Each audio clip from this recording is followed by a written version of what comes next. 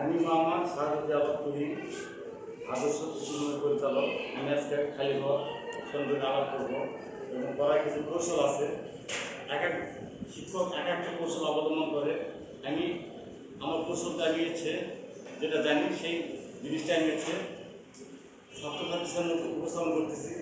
যদি আপনাদেরকে ভালো লাগে লাইক দেবেন, হ্যাঁ, আর যদি ভালো না লাগে লাইক দেওয়ার প্রয়োজন নেই।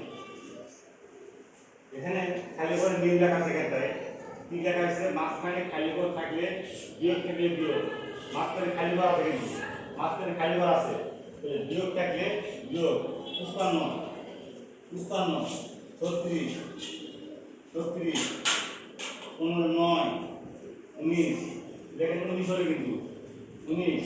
তারপর আবার কি বলা হয়েছে? মাঝখানে খালি ঘর থাকলে যোগ থাকলে বিয়োগ। এই যে মাঝখানে খালি ঘর, যোগ থাকলে বিয়োগ। ক নম্বর 95 76 9 আর 1 19 19 19। তাহলে কি বলা আছে? প্রথমে খালি ঘর হলে বিয়োগ থাকলে যোগ। প্রথমে খালি ঘর আছে, কিন্তু বিয়োগ থাকলে যোগ। 1 নম্বর 63 19 12 2 8 8 8 82 82।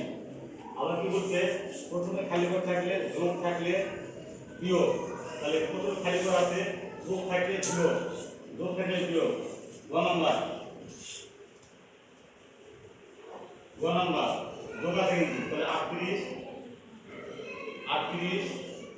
26 2 1 12 12। আর সমান্তরাল পদ যদি ফাঁকা ঘর থাকে, বিয়োগ থাকলে বিয়োগ, যোগ থাকলে যোগ। এখানে দেখা যাচ্ছে সমান্তরাল পদ খালি ঘরটা আছে, বিয়োগ আছে, বিয়োগই করতে হবে। আর এখানে যোগ আছে, যোগই করতে হবে।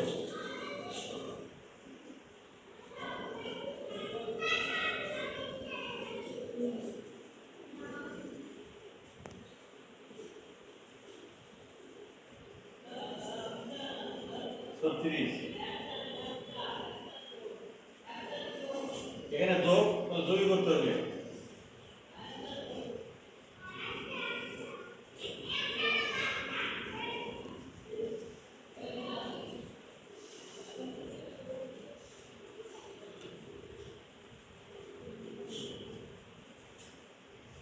একশো 34